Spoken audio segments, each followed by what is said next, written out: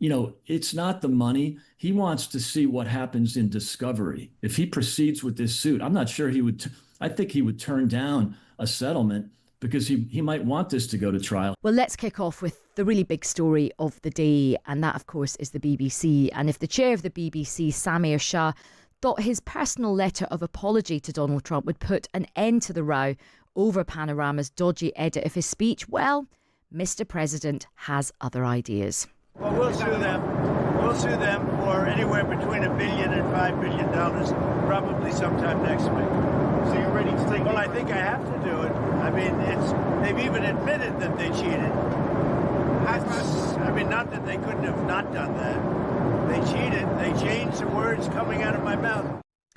So that was President Trump on Air Force One this morning, confirming his previous threat to sue the BBC, although he's now talking about $5 billion. This is after BBC lawyers stated that they wouldn't be offering him any compensation. Mr. Trump also told reporters that he would talk about this with Keir Starmer over the weekend and claimed that the people of the UK are very angry about what happened because it shows that the BBC is fake news. And just, of course, to remind you, this is a row about clips. Two clips spliced together from different sections of President Trump's speech. There was about sort of 50 minutes in between. And the way it was run together with some quite weird music behind it, to be honest, it was kind of made to appear that Donald Trump was sort of kind of inciting this sort of riot. And this is the sort of row that everything centres around. Well, let's now invite our two guests onto the show. Welcome to the show, Clive Coleman, who was the BBC legal correspondent for a decade between 2010 and 2020. Clive, welcome to the show. Thank you. Good to be here. And we're also joined by Greg Swenson. Greg is chair of Republicans Overseas UK, and Greg joins us live from Chicago. Hi, Greg. Hello, Aisha. Great to see you. It's good to speak with you, Greg. Clive, let's begin with you. How seriously should the BBC take this threat of legal action? Well, let's first of all say that the BBC Panorama made a big mistake, and the BBC has admitted that.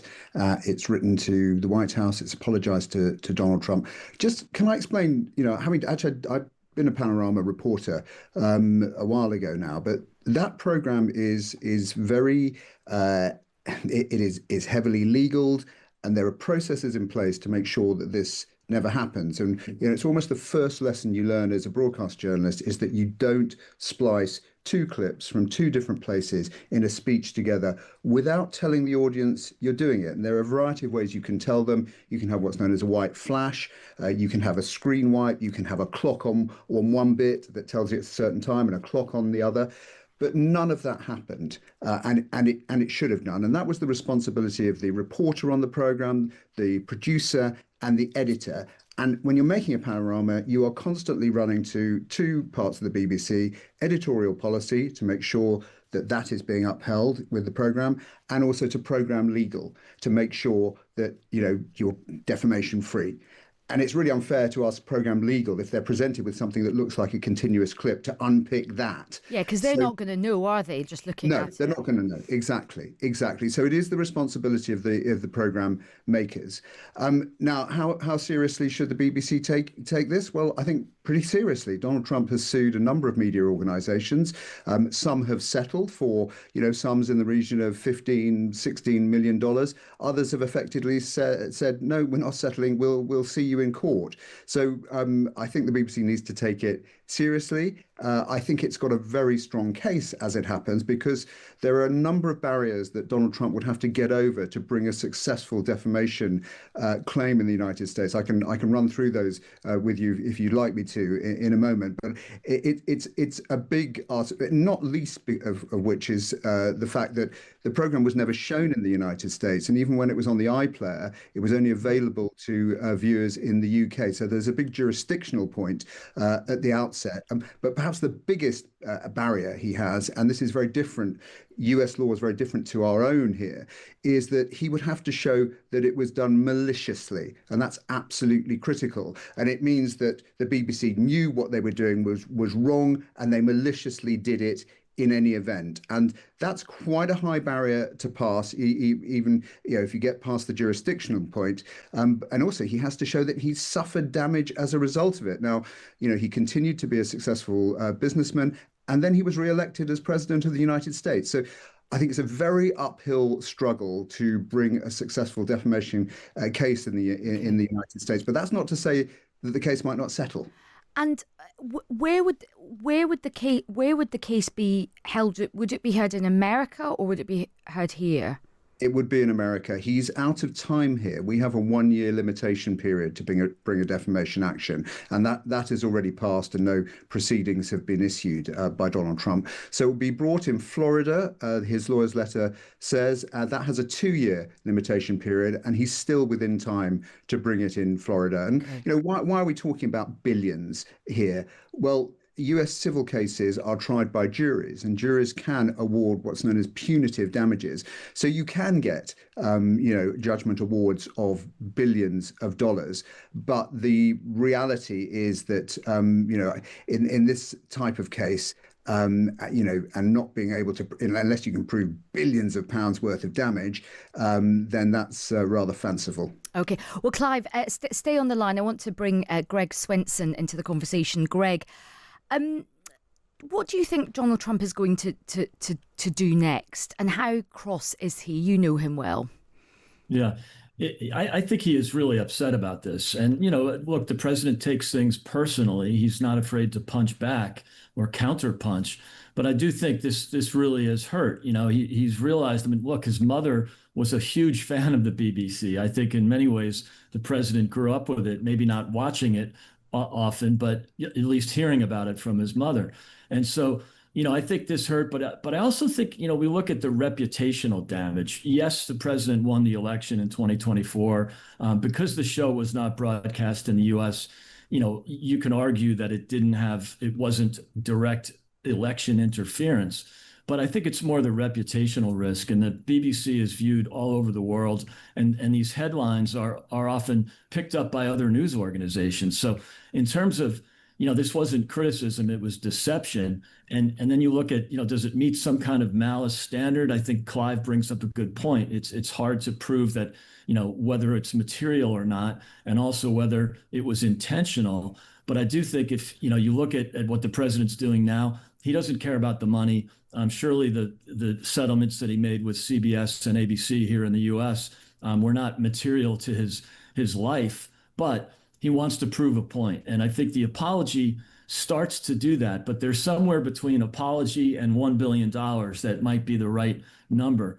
But the last thing I'll mention is for the president anyway, and he said this on the interview yesterday with Bev Turner, it's not the money. He wants to see what happens in discovery. If he proceeds with this suit, I'm not sure I think he would turn down a settlement because he might want this to go to trial. He might want to see more in discovery about other BBC transgressions that we probably can assume there are some, in addition to the two that we learned about this week with Panorama.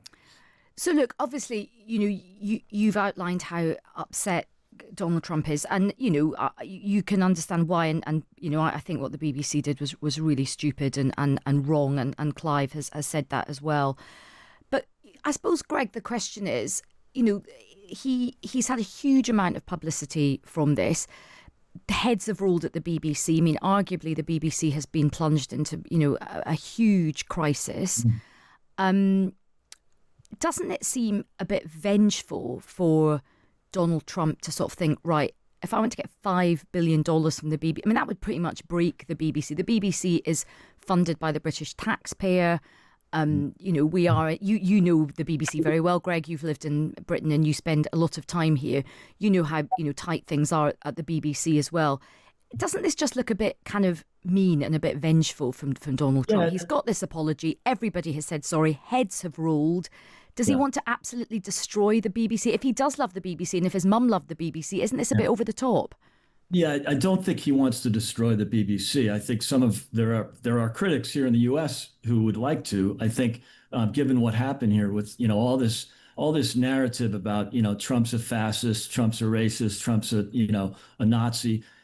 These things they are definitely harmful. And I think when there's a little scar tissue here in the US, when some of the big media outlets here in the US, notably the New York Times, 8 years ago, they basically parked their editorial or journalistic duty and even said internally, like, we need to stop this guy. And I think, that's the kind of thing that Sure. President Trump wants to fight against. But And that's but Greg, the thing about that is, look, I've no doubt that his feelings have been hurt, but he's yeah, also somebody who prides himself on free speech, and yeah, he's also a really big, controversial, divisive character.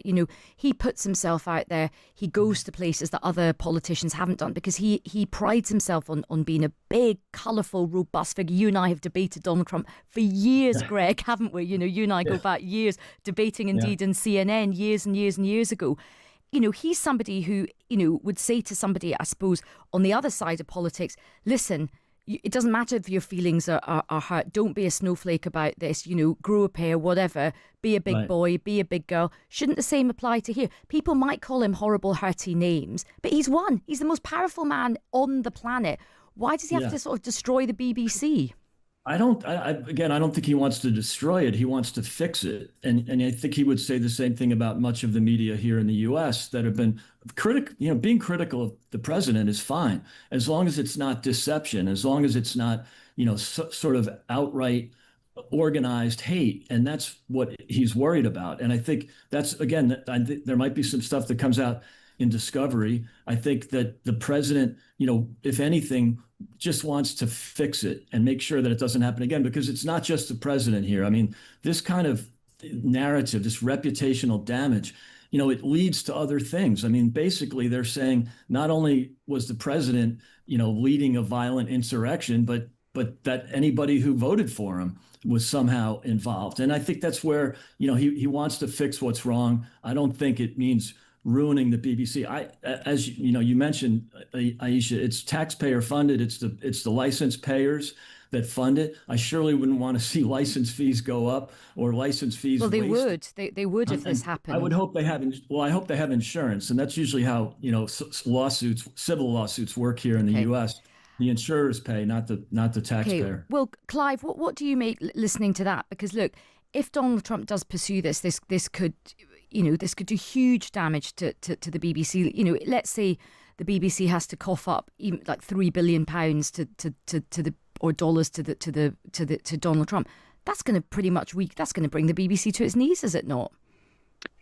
Yeah, I mean, I simply don't know because, as Greg says, I don't know what insurance the BBC has in place to cover this sort of eventuality. And also, I take Greg's point about things that might come up on Discovery, but I think that before we got to Discovery, there would be a big argument to have this claim struck out on the grounds of jurisdiction. The fact that the BBC didn't have the rights to, and it didn't distribute the Panorama episode on its US channels, and when the documentary was made available on the BBC iPlayer, it was restricted to viewers in the UK. So that there would be a kind of battle royal, I think, over the jurisdictional point. If the claim did get underway, then, as Greg says, there would be discovery, and who knows what might come out in that process. But as I said initially, I think a 2 billion, actually anything with a billion is highly, highly unrealistic. Despite Donald Trump saying today he would be suing for between 1 and 5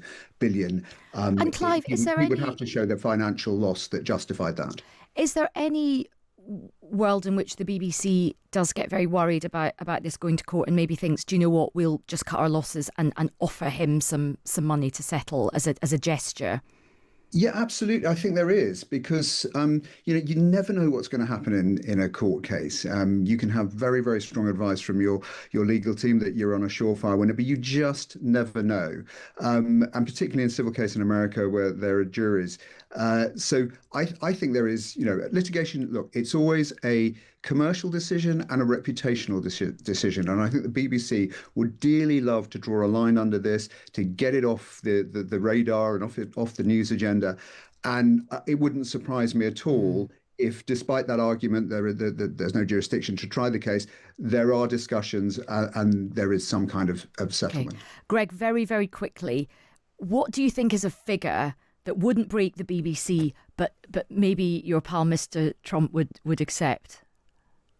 I think it would be, somewhere in the range that we saw from ABC and CBS, 10 or 20 million. But again, I don't think that's the point. I think he wants some discovery here and sort of fix the wrong. So the money's not important, Aisha. I would think less than 20 million US dollars. Okay. Well, look, really interesting discussion, gentlemen. Thank you very much for your time. That's Clive Coleman and Greg Swenson.